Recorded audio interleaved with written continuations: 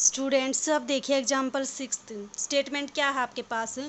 Which is better investment 8% per annum compounded half yearly और 7.5% compounded continuously.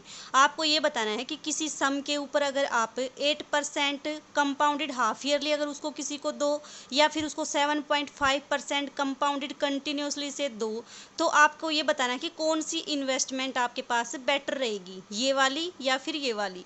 तो क्या करोगे, सबसे पहले आप इसको भी इवेलुएट करोगे, इसको भी इवेलुएट करोगे, दोनों में ये देखोगे जो आपके पास कौन सी इफेक्टिव रेट ऑफ इंटरेस्ट ज़्यादा आती है। जो भी ज़्यादा आएगी वही इन्वेस्टमेंट आपके पास क्या हो जाएगा, बेटर हो जाएगा। तो सबसे पहले कौन सा केस कंसीडर करोगे, जब आप कंपाउंडेड हाफ ईयरली लोगे 8% को। ठीक है, दोनों ही केस में आपने क्या मान लिया, दोनों केस में आपने मान लिया प्रिंसिपल कितना है आपके पास 100 रुपीज़। ठीक है, तो आपके पास फर्स्ट केस में क्या माना आपने कि आपने जो इन्वेस्टमेंट की है वो मान लिया कंपाउंडेड हाफ ईयरली है। तो फर्स्ट इन्वेस्टमेंट में देखो आपके पास क्या होगा, रेट कितनी गिवन है आपके पास, रेट है आपके पास 8%। हाफ ईयरली दे रखा है, हाफ ईयरली का मतलब रेट को 2 से डिवाइड कर दो तो कितना आ जाएगा, 4% आ जाएगा। टाइम क्या कंसीडर करके चलते हो, टाइम कंसीडर करके चलते हो आप 1 ईयर। 1 ईयर में क्या होता है आपके पास 2 हाफ ईयरली होंगे। ठीक है, तो निकाल दो इसकी इफेक्टिव रेट ऑफ इंटरेस्ट कितना आएगा आपके पास, amount is equal to principal into 1 plus rate by 100 power time 2। इसको जब आप सोल्व करोगे तो आपके पास आएगा 108.16।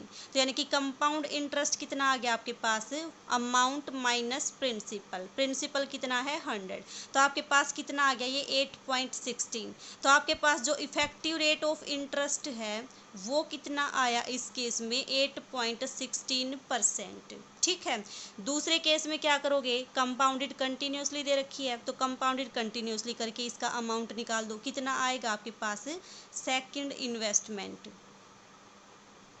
सेकंड इन्वेस्टमेंट में आपके पास रेट कितनी गिवन है आपको 7.5%, टाइम कितना लेके चलते हो 1 ईयर। ठीक है, तो आपके पास जो अमाउंट आएगा वो कितना आ जाएगा, प्रिंसिपल इंटू एक्सपोनेंशियल की पावर क्या करते हो आप N R by 100, this is equal to principal कितना है 100, एक्सपोनेंशियल की पावर कितना आ जाएगा टाइम 1, 7.5 डिवाइडेड बाई 100।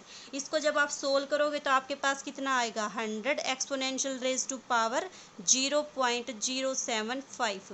इसको सोल्व करने के लिए वही प्रोसीजर, आप क्या लोगे, इसका लोग लोगे दोनों तरफ। लोग लेने के बाद क्या करोगे, एंटी लोग लेके ए निकाल दोगे तो आपके पास क्या आ जाएगा, अमाउंट आ जाएगा। मैं डायरेक्ट लिखती हूँ, आप निकाल लेना, ऐसे क्वेश्चन हम बहुत बार कर चुके हैं। ठीक है, तो आपके पास कितना आ जाएगा अमाउंट 107.7। ठीक है, ये तो आपके पास आया अमाउंट। आपको क्या निकालना है, कंपाउंड इंटरेस्ट। तो कंपाउंड इंटरेस्ट कितना आ जाएगा आपके पास, अमाउंट माइनस प्रिंसिपल, यानी कि 107.7 माइनस 100, ये आपके पास कितना आ गया 7.7%। तो इसका मतलब ये जो इफेक्टिव रेट आई वो कितनी आई 7.7%, और ये आपके पास जो इफेक्टिव रेट आई वो कितनी आई 8.16%। तो बेटर इन्वेस्टमेंट कौन सी है आपके पास, बेटर इन्वेस्टमेंट ये है।